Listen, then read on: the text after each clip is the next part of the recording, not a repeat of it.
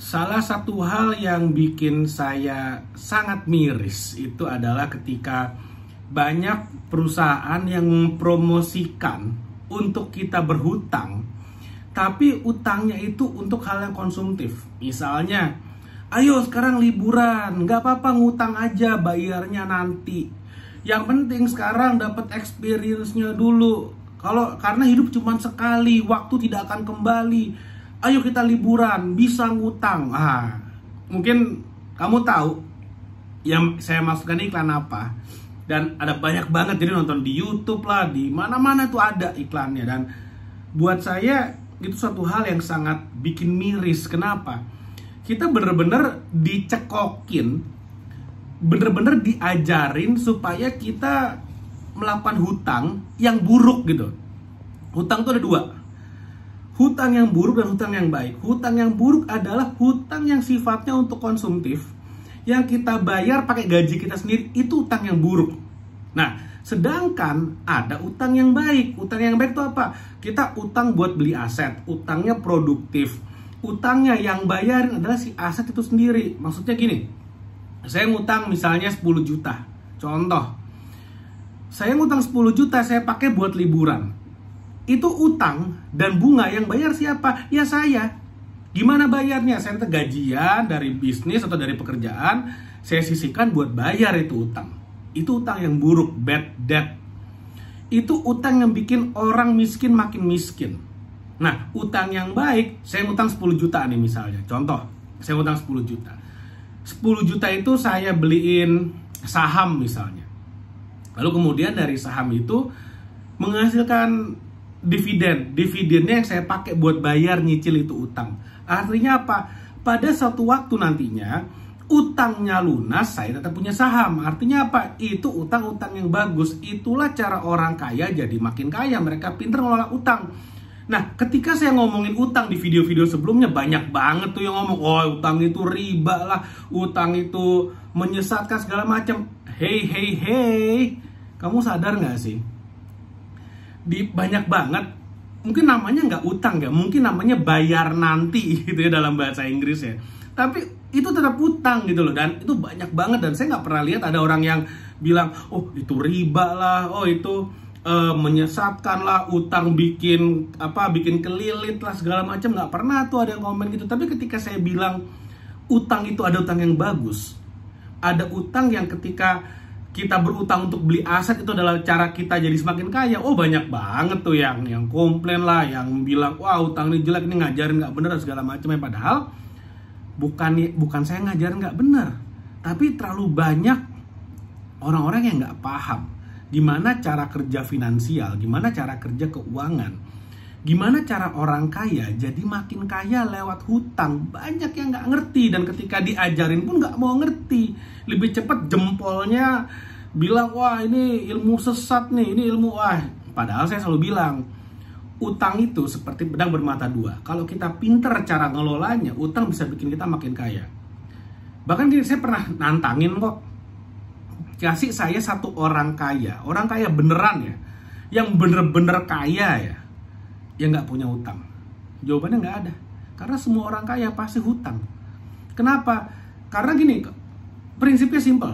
Utang itu bisa ngasih kita uang dari angin. Bayangin, angin jadi duit. Gimana caranya? Ya pakai utang. Gimana cara berhutang yang bisa mengubah angin jadi duit? Bisa membuat money from nothing gitu ya. Gimana caranya? Yang tadi saya bilang, kita berhutang, dapat duit kan, kita hutang kan, kita beliin aset. Ketika kita beliin aset dan asetnya ini yang membayar hutangnya, itulah hutang yang bagus, itulah hutang-hutang yang dilakukan oleh orang kaya.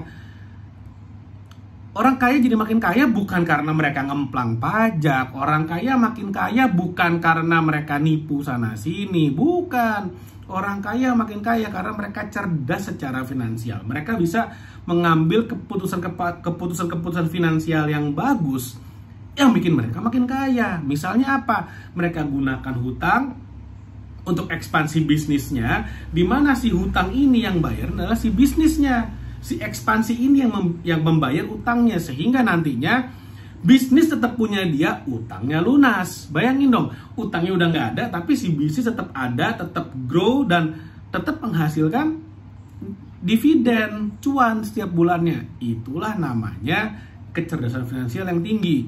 Sekarang dibandingkan dengan orang-orang yang pakai bayar nanti gitu ya, yang pakai utang buat apa? Buat liburan. Dan pembenarannya adalah gini, kan gue perlu mental healing, kan perlu healing, perlu liburan ke Bali, kan dengan jalan-jalan waktu itu nggak bisa kembali, harus nikmati saat ini juga. Padahal kalau kita mau nunda kesenangan, gak usah lama-lama nunda kesenangan anggap aja cuma 2 tahun, 3 tahun, maksimal 5 tahun. Tunda kesenangan 5 tahun aja. Dengan apa nunda kesenangannya? Ada duit, sisihkan investasi.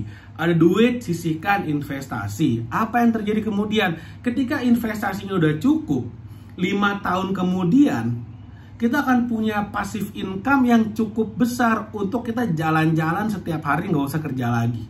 Tapi kenyataannya kan nggak gitu. Punya duit, wah mau healing, keluarin. Mau dapat gaji nih. Wah harus work life balance. Spend duitnya. Kalau perlu duitnya belum ada, udah spend duluan. Kenapa? Kita kredit, nyicil, utang untuk liburan. Nah, masalahnya baru datang 5 tahun lagi nanti. Loh, saya mau pensiun kok nggak bisa. Saya udah umur 60 kok harus tetap kerja. Kenapa ya? Karena nggak punya duit. Kenapa nggak punya duit? Semua duitnya udah dipakai buat liburan di depan tadinya. Itu permasalahannya. Padahal yang paling benar adalah kalau sekarang kita punya duit nih, atau misalnya belum punya duit tapi pengen berhutang, ya udah utanglah untuk yang positif dan produktif seperti itu. Utanglah untuk aset-aset. Tapi kalau masih bingung nih, asetnya apa ya? Leher ke atas itu dulu tuh yang diinvestasikan. Leher ke atas tuh apa? Skill, network, pertemanan, keterampilan-keterampilan yang bisa menghasilkan uang banyak. Contoh, nih ada buku nih judulnya 69 Strategi Marketing dan Branding. Ini lihat aja testimoninya di Shopee, di TikTok Shop. Ini testimoninya sangat-sangat positif. Banyak orang yang udah dibantu bisa naikin income-nya gara-gara mereka beli dan baca buku ini.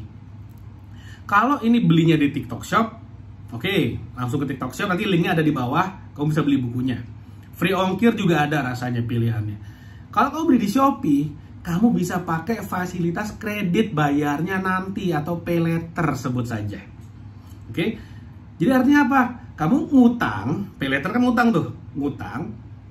Mau pakai buat beli buku ini, praktekin, lalu kemudian hasil dari income yang kamu dapetin dari praktek buku ini kamu pakai buat bayar cicilannya. Ketika nanti utangnya udah lunas, cicilannya udah selesai, ilmunya masih ada di kepala. Itu yang benar. Itu yang bikin kamu akan jadi orang kaya, karena kamu berinvestasi di leher ke atas. Nah, nanti kalau kamu mau beli buku ini, ada nih linknya di komen, nanti akan kita pin, atau ada di description video juga ada. Mau beli di Shopee bisa, mau pakai pay later bisa, free ongkir juga bisa, mau COD juga bisa, terserah. Oke, jadi mudah-mudahan apa yang saya share bermanfaat. Jangan lupa like video ini dan share video ini, dan subscribe YouTube channel ini. Thank you, sampai ketemu lagi di video berikutnya.